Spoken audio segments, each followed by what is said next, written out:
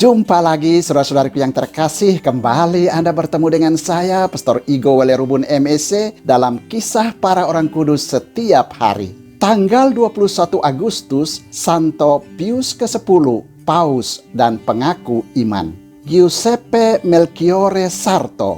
Demikian nama Paus Pius ke-10, lahir di Reise, Treviso, Italia pada tanggal 2 Juni tahun 1835. Anak kedua dari 10 bersaudara ini lahir dalam suasana kemiskinan sebuah keluarga petani sederhana. Pendidikan dasarnya ditempuh di Reise dan Castelfranco, Italia. Pada tahun 1858, ia menempuh pendidikan imam di Seminari Padua, Italia, hingga ditabiskan menjadi imam pada tanggal 18 September tahun 1858. Karier imamatnya dimulai di paroki Tombolo, Italia sebagai pastor kepala. Setelah 9 tahun mengabdi di Tombolo, ia dipindahkan ke paroki Salzano. Umat senang sekali padanya karena kesalehannya, kefasihannya berbicara, dan kegiatan-kegiatan pastoralnya. Karena kesalehan dan kemampuannya, ia diangkat sebagai imam kanonik di gereja Katedral Treviso pada tahun 1875. Tidak lama kemudian, ia ditunjuk sebagai pembimbing rohani, pengajar, dan rektor di Seminari Treviso. Di Treviso, karier Sarto benar-benar meningkat. Semua itu perlahan-lahan mengantarnya kepada jabatan uskup. Oleh Paus Leo ke-13, Sarto diangkat menjadi uskup di Diosis Mantua, Italia pada tahun 1884. Kondisi Diosis Mantua kacau balau ketika Sarto menduduki takhta keuskupan. Pendidikan seminari sudah ditutup lebih dari 10 tahun karena situasi politik yang tidak menentu. Banyak paroki mengalami kekosongan kepemimpinan pastor. Kaum buruh semakin tidak menghiraukan kehidupan iman mereka karena pengaruh sosialisme. Kaum intelektual sudah termakan pengaruh liberalisme. Aliran Freemasonry terus giat menyebarkan ajarannya dan di mana-mana muncul semangat anti-klerikalisme. Uskup Sarto yang saleh ini dengan tenang dan berani menghadapi masalah-masalah itu. Dengan sangat berani ia membuka kembali pendidikan seminari dan meneguhkan imam-imamnya agar dengan tekun mereka melayani umat paroki mereka masing-masing. Uskup Sarto pun tidak kenal lelah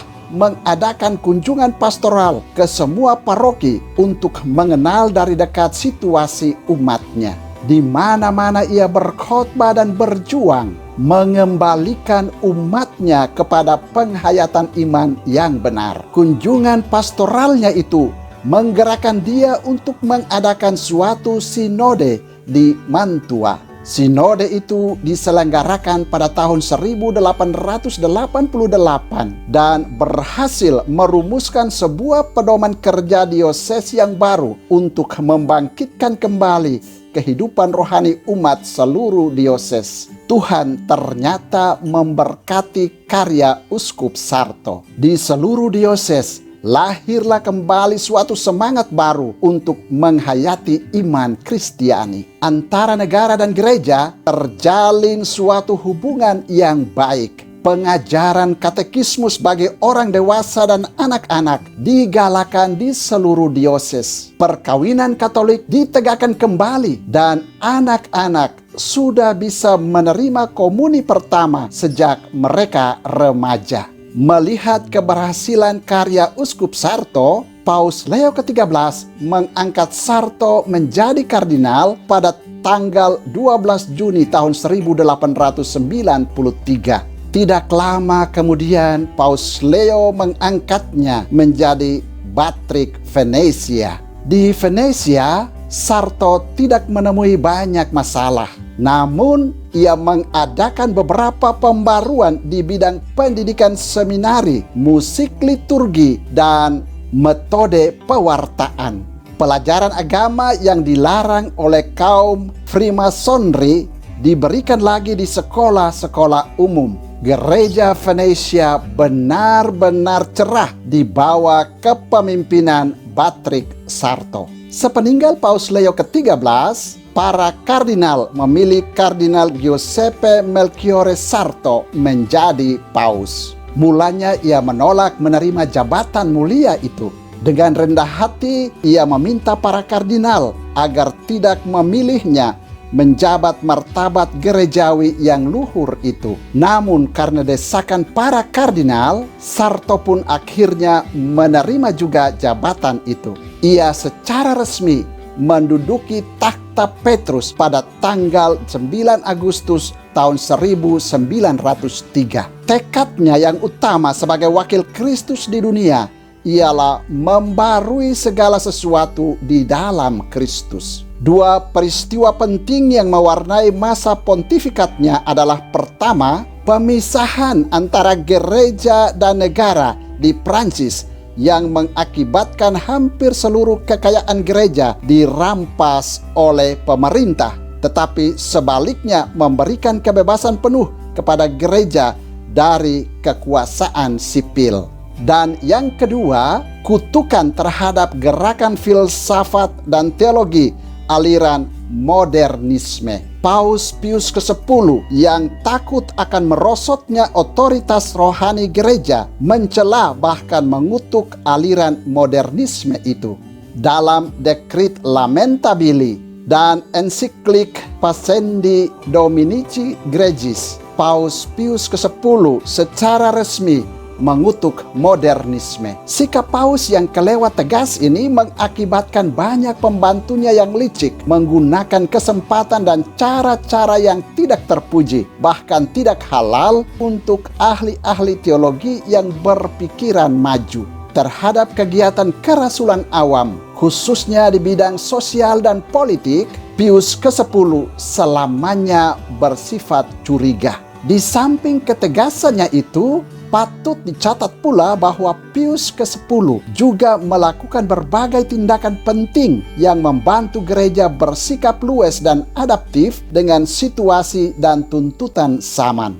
Misalnya kodifikasi hukum gereja, reorganisasi dan modernisasi Kuria Roma, pendirian lembaga studi dan pendidikan kitab suci, dan usaha membarui terjemahan kitab suci dalam bahasa Latin Vulgata diselesaikan pada tahun 1979. Ia berusaha keras menghidupkan ibadat umat, terutama musik liturgi, mengajak umat untuk menerima komuni kudus sesering mungkin, bahkan setiap hari. Ia juga memajukan devosi kepada Santa Perawan Maria. Meskipun ia seorang paus, ia tetap sederhana dan sayang pada umat. Semasa hidupnya, ia beberapa kali menyembuhkan beberapa orang dari penyakit mereka secara ajaib. Sebelum meninggal dunia, dalam surat wasiatnya, ia menulis, "Saya dilahirkan miskin, saya hidup miskin, dan saya ingin mati secara miskin pula." Beliau meninggal dunia pada tanggal 20 Agustus 1914 di Roma, 2 minggu setelah pecah Perang Dunia Pertama. Segera setelah ia meninggal dunia, terdengar banyak permintaan agar dia dinyatakan kudus oleh gereja. Saudara, demikianlah orang kudus yang kita peringati pada tanggal 21 Agustus, yakni Santo Pius ke-10, Paus dan pengaku iman. Santo Pius ke-10, doakanlah kami. Tuhan memberkati.